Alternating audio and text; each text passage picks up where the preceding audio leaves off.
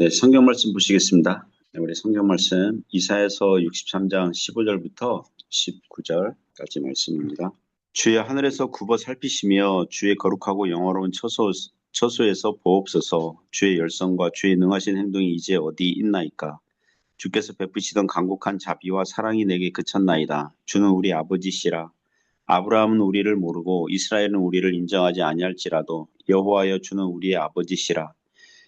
옛날부터 주의 이름을 우리의 구속자라 하셨거늘 여호와여 어찌하여 우리로 주의 길에서 떠나게 하시며 우리의 마음을 완고하게 하사 주를 경외하지 않게 하시나이까.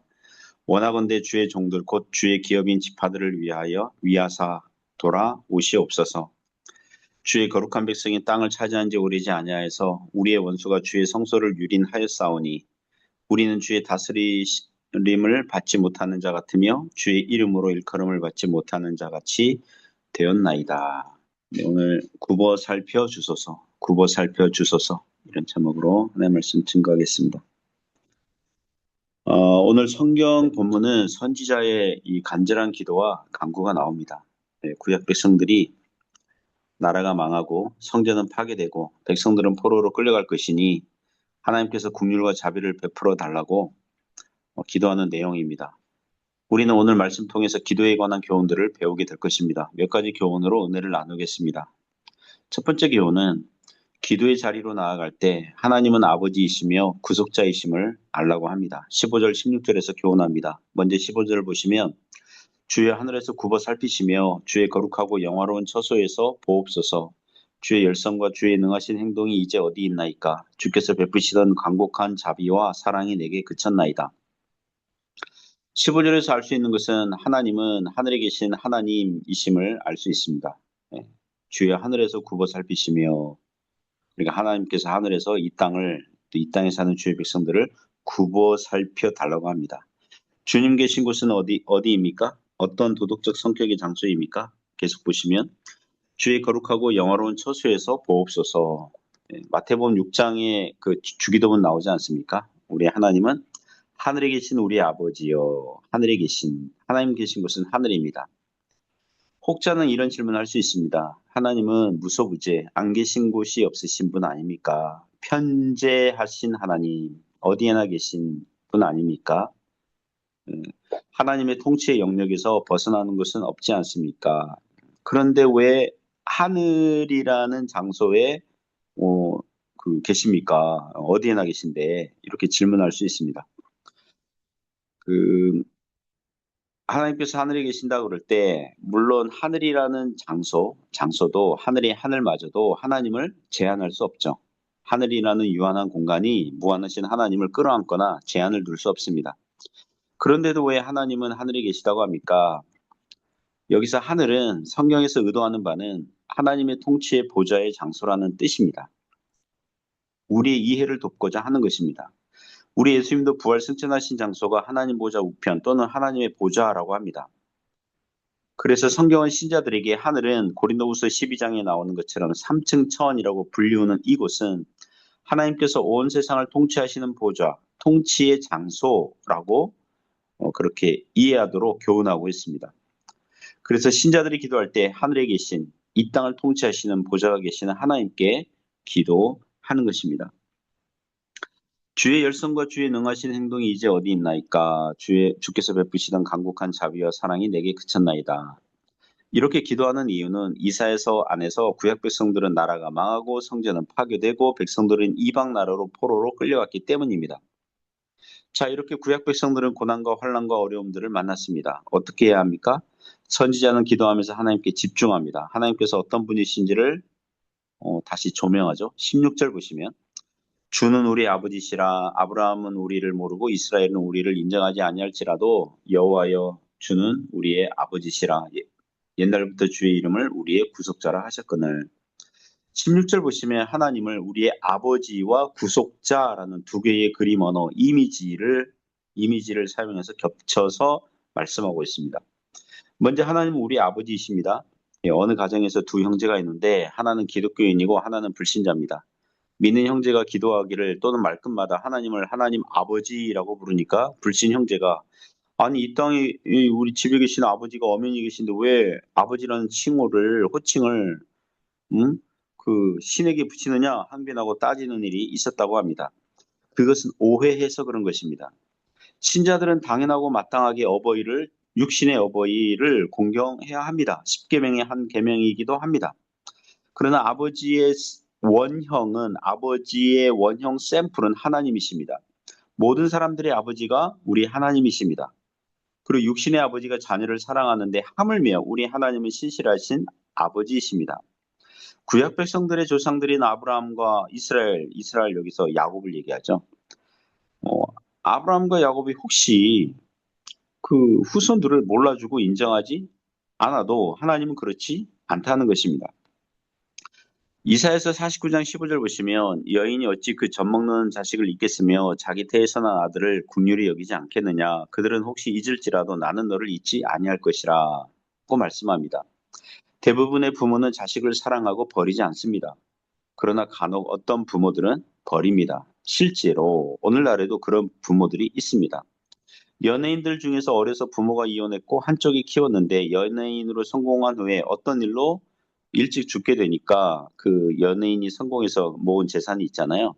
그러면 그동안 연락도 없던 어릴 적에 떠났던 부모 중 한 편이 나타나서 상당한 유산을 가로채는 일들이 벌어져서 공분을 자아내는 사건들이 있습니다. 그러나 우리 하나님은 그렇지 않으시다는 것입니다. 그리고 구속자와 연결합니다. 구속자의 문자적 뜻은 다른 대체물로 값을 치르고서라도 구약 백성들을 구하셨다는 뜻입니다. 이미 이사야서 43장 3절 4절을 보시면 대전하는 여호와 내 하나님이요 이스라엘의 거룩하니요 내 구원자이심이라 내가 애굽을 너의 속량물로 구스와 스바를 너를 대신하여 주었노라. 네가 내 눈에 보배롭고 존귀하며 내가 너를 사랑하였은즉 내가 내 대신 사람들을 내어주며 백성들의 내 생명을 대신하리니 라고 말씀합니다. 이사야서 43장 3절 4절에서 하나님께서 애굽에서 종되었던 이스라엘 백성들을 구원하시고자 뭘 주고서라도 이스라엘 백성들을 구원합니까? 애굽과 구스와 스바를 대신 주고서라도 샀다고 합니다. 하나님 눈에는 구약 이스라엘 백성들을 구원하시기 위해서 다른 나라들, 심지어 다른 온 세상 나라들을 다 팔아서라도 속량물로 주어서라도 구원하시고야 마신다는 것입니다. 이런 구속 개념이 구약 성전에서 범죄한 자들로 양과 소와 염소를 가지고 와서 속량물로 대속물로 바치면 그 제물이 상징하는 바 오실 그리스도를 믿음으로 드린 자들의 죄를 용서하시고 받아 주신 줄 믿습니다. 그리고 때가 참에 신약 시대에 그리스도께서 오셔서 십자가에서 믿는 신자들의 죄를 대속하신 것입니다. 자기 아들을 대속물로 속량물로 주어서라도 믿는 신자들을 구속, 속량하여 주신 줄 믿습니다. 그래서 만일 혹시 하나님께서 우리를 구원하신 일에 대해서 후회하셔서 도로 물리시려면 물론 그것은 불가능한 일인데 그럼에도 불구하고 하나님께서 믿는 신자들의 구원을 취소하고 싶으시다면 예수님의 십자가 구속 사건을 없었던 일로 하셔야 됩니다. 그리고 주님의 십자가 사건을 근거로 하여 보내셨던 오순절날 성령님 보내신 사건을 취소하셔야 됩니다. 구약 성전에서 각종 제사를 드리게 함으로써 오실 그리스도를 믿음으로 구원하셨던 구약 성도들의 구원들도 다 취소하셔야 합니다. 구약 성경을 없던 책으로 하셔야 되고요. 출애굽 구원 사건을 취소하셔야 되고요. 6월절 어린 양 사건도 없었던 일로 하셔야 됩니다. 더 멀리 아브라함을 부르신 사건도 취소하셔야 되고 아벨이 양으로 제물 삼아 제사 드렸던 사건도 취소하셔야 되고 아담 부부가 범죄했을 때 아담 부부를 용서하신 사건을 취소하시고 아담 부부를 그 현장에서 즉결 사형에 하셨어야 합니다. 그리고 무엇보다 천지 창조 사역을 없었던 것으로 하셔야 됩니다.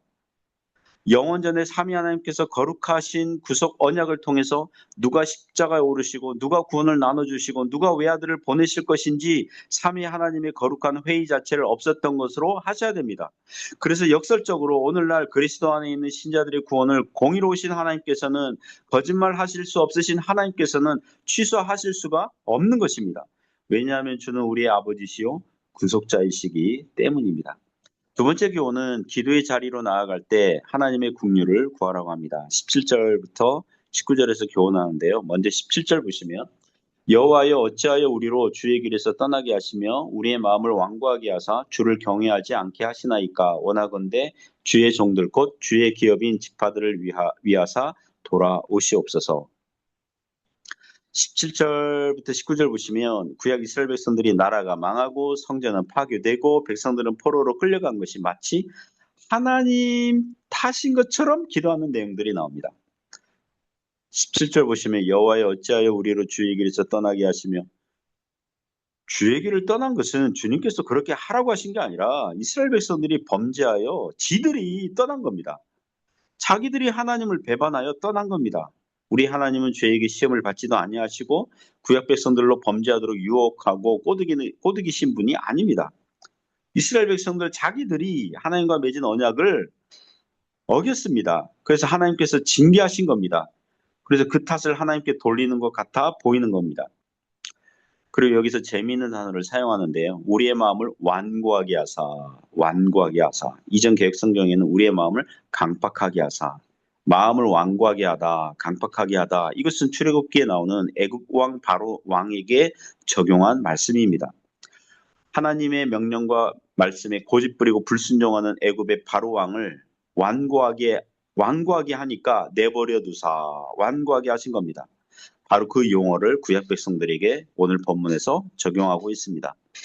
그래서 어느 성경 주석을 보니까 이 선지자의 기도는 마치 상냥한 어머니에게 고집스럽게 때를 쓰는 자녀의 기도와 같다, 이렇게 해석을 했습니다.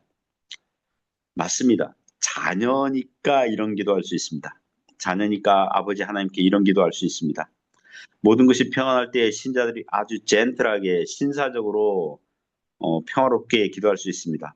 그러나 고난과 환난의 폭풍우 속에서 생명이 바로 한 발자국 앞에 있다면 부르짖고 탄원하고 호소하는 기도를 할 수 있습니다. 그리스도 안에서 자녀된 신자들은 하나님을 아빠, 아버지라고 부를 수 있으니 그와 같이 기도할 수 있습니다. 18절, 19절 보시면 주의 거룩한 백성이 땅을 차지한 지 오래지 아니하여서 우리의 원수가 주의 성소를 유린하였사오니 우리는 주의 다스림을 받지 못하는 자 같으며 주의 이름으로 일컬음을 받지 못하는 자 같이 되었나이다.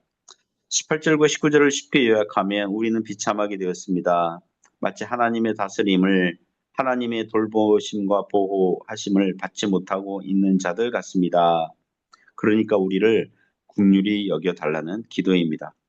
사랑하는 성도 여러분, 하나님은 우리의 아버지시오 구속자이십니다.